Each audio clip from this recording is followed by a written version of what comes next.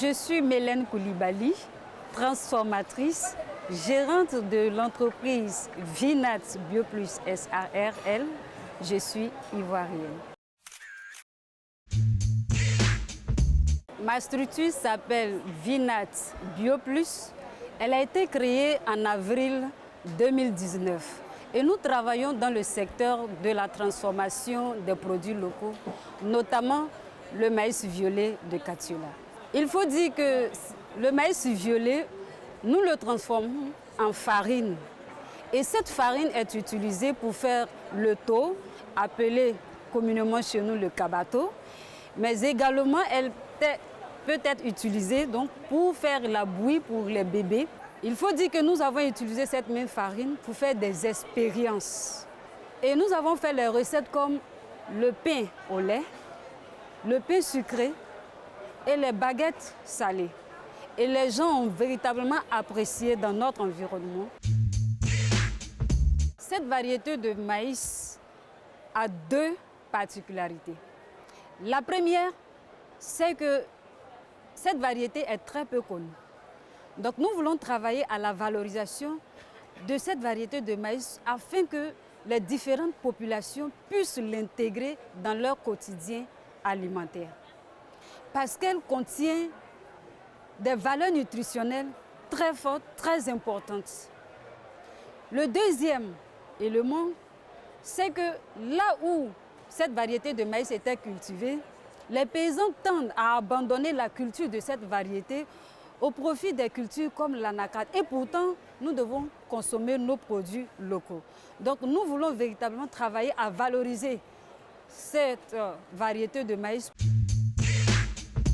Aujourd'hui, on peut dire que notre entreprise se porte déjà très bien. Pourquoi? Parce que, comme nous disons, le produit n'était pas connu. Nous travaillons afin que les populations puissent connaître ce produit. C'est pourquoi nous avons créé une page Facebook pour faire la publicité déjà de notre produit. Et les gens passent des commandes. Cela attire quand même la curiosité des uns et des autres qui veulent voir cette variété de maïs qu'ils ne connaissent pas. Donc ils sont très curieux, ils veulent connaître. Et des personnes nous appellent pour passer des commandes, ils sont livrés à domicile.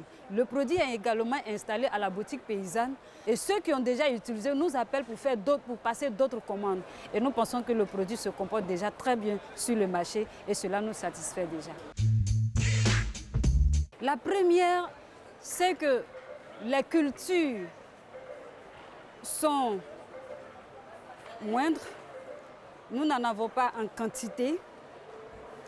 Et donc, ce que nous voulons, c'est de pouvoir accompagner les braves paysans avec des semences, mais également des matériels de pointe pour qu'ils puissent faire de grandes productions.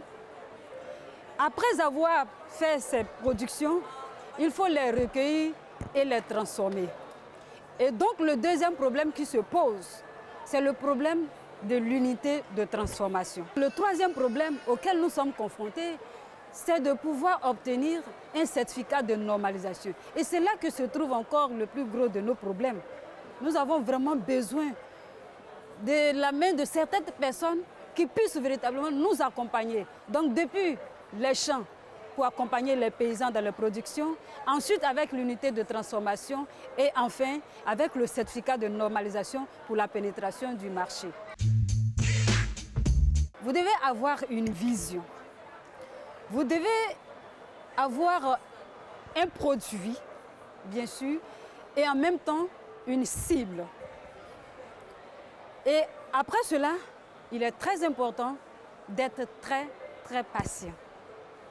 Il faut être très courageux et surtout, il faut avoir la passion de ce que vous voulez faire.